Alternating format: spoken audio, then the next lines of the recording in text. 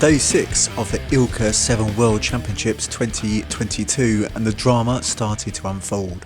Jean-Baptiste Bernard, who led the event since the second day, scored a black flag in the penultimate race, but he came back with a 7th place to take the championship overall, the first Frenchman to do so, only 51 points. Behind him, Havlos Contides and Philippe Jurisic took silver and bronze.